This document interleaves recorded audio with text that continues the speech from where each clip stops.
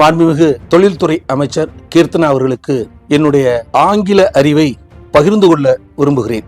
1978 திருச்சியில் உள்ள ஒரு அரசு கலைக்கல்லூரியில் நான் தாவரவியலை முதன்மை பாடமாக ஆங்கில வழியில் எடுத்து படித்துக் கொண்டிருந்தேன். அதுக்கு ஆன்சிலரி என்று சொல்லக்கூடிய துணை பாடமாக முதலாம் ஆண்டு விலங்கியல் இருந்தது. அந்த பாடத்தையும் எங்களுக்கு கற்பித்தார்கள். அப்போதுதான் பருவத் தேர்வு முதல் முறையாக சென்னை பல்கலைக்கழகத்தில் அறிமுகம் செய்யப்பட்டிருந்தது. அந்த நேரத்தில் எங்களுடைய ஆன்சிலரி என்று சொல்லக்கூடிய துணை பாடமாக விலங்கியல் தேர்வு எழுதி கொண்டிருந்தோம். அப்போது ரைட் ஷார்ட் நோட்ஸ் என்று குறிப்பிட்டிருந்தார்கள். அதுல ஒரு சொல் இருந்தது, எனக்கு புரியல. அப்புறம் அது படிச்சு பார்த்தா ஏதோ கொரக்கடல் அப்படிங்கிற மாதிரி இருந்துச்சு. கொரக்கடல் அப்படின்னா எனக்கு என்னன்னு புரியல. எனக்கு படிச்சது மாதிரி நினைவில்லை. நான் கேட்டதும் இந்த சொல்லை கேட்டது மாதிரி எனக்கு நினைவில்லை. என்னுடைய சிலபஸ்ல இல்லை. டிகிரி படிக்கணும் போது சுவாலஜி ஆன்சிலரி பாடத்துல கொரக்கடைல் அப்படிங்கிறத பத்தி சொல்லப்படலை. அதனால எனக்கு அந்த சொல்லை பற்றியான புரிதல் எனக்கு இல்லை. பின்னாடி என்னுடைய நண்பன் ராமச்சந்திரன், அவன் ஒரு ஆசிரியருடைய மாணவன் என்பதால ஆங்கிலத்தை தவறில்லாமல் எழுதுவான். பெரும்பகுதி அவன் சில சொற்களை எல்லாம் புரிந்து வைத்து இருப்பான் என்பதால் அவனிடம் கேட்டேன், இது என்னடா மாப்பிள்ள கொரக்கடைல்னு இருக்குது, இதுக்கு அர்த்தம் என்னடா அப்படின்னு கேட்டேன். உடனடியாக அந்த தேர்வை கண்காணித்துக் கொண்டிருக்கிற ஆசிரியர் கிட்டக்க வந்தாரு. உனக்கு என்ன பிரச்சனை, என்ன நீ அவன்கிட்ட கேட்ட அப்படின்னு கேட்டாரு. நான் சொன்னேன், இந்த கொரக்கடைல்னு இருக்குது, அது என்னன்னு எனக்கு தெரியல, அதான் நான் அவன்கிட்ட கேட்டேன் அப்படின்னு சொன்னேன். பரீட்சை ஹாலில் மற்றவங்கள்ட்ட பேசக்கூடாதுங்கிற விதி தெரியாதா உனக்கு அப்படின்னு கேட்டாரு. தெரியும் சார், ஆனா பரீட்சை எழுதும்போது இப்படி கொரக்கடைல்னு ஒரு வார்த்தை இருக்குது, அது என்னன்னு தெரியல, அதுதான் நான் கேட்டேன்.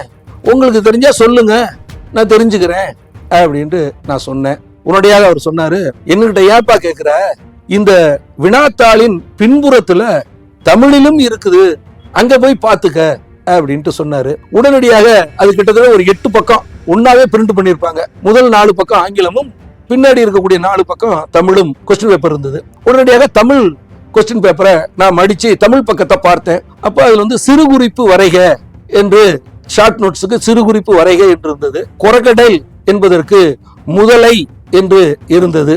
உடனடியாக ஏன்னா முதலை என்பது எங்களுக்கு அவுட் ஆஃப் சிலபஸ், எங்களுக்கு சிலபஸ்ல வரல என்று சொன்னால் கூட அவுட் ஆஃப் சிலபஸ் எழுதுனா அட்டன் பண்ணாவே முழு மதிப்பெண் உண்டு. அப்ப அந்த ஷார்ட் நோட்ஸுக்கு 8 மதிப்பெண். அதனால இந்த கொரக்கடையில நம்ம நமக்கு தெரியுதோ தெரியலையோ அட்டன் பண்ணாலே நம்ம 8 மார்க் வாங்கிடலாம் அப்படிங்கிற ஒரு குறுக்கு புத்தியில முதலையை பற்றி நான் எழுத தொடங்கினேன் ஆங்கிலத்தில். எப்படி என்று சொன்னால், crocodile is a one kind of animal. It lives in some species lives in ocean, some species lives in sea, some species live in river, some species live in pond என்று எழுதினேன்.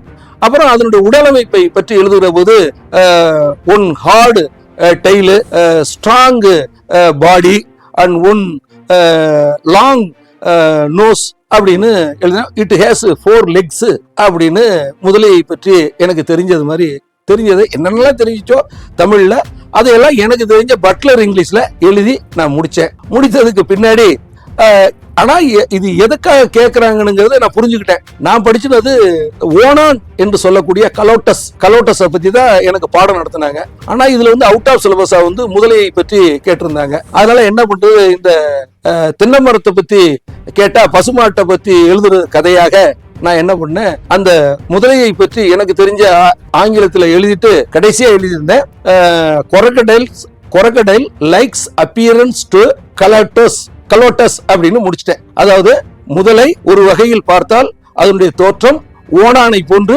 பெரிய அளவில் இருக்கும், பிக்கர் சைஸ் என்று எழுதி முடிச்சேன். அப்புறம் தேர்வு முடிவுகள் வந்தது. நானும் என்னுடைய நண்பனும் கொரக்கடைல் எழுதி 8 மார்க்கு சொலையா நாங்க வாங்கினோம். நாங்க கிட்டத்தட்ட அப்ப 36 மார்க் வாங்கினா பாஸ் அப்படிங்கிறதுல நாங்க 36 மார்க் வாங்கி நானும் என்னுடைய நண்பனும் அந்த தேர்வுல வெற்றி பெற்றோம்.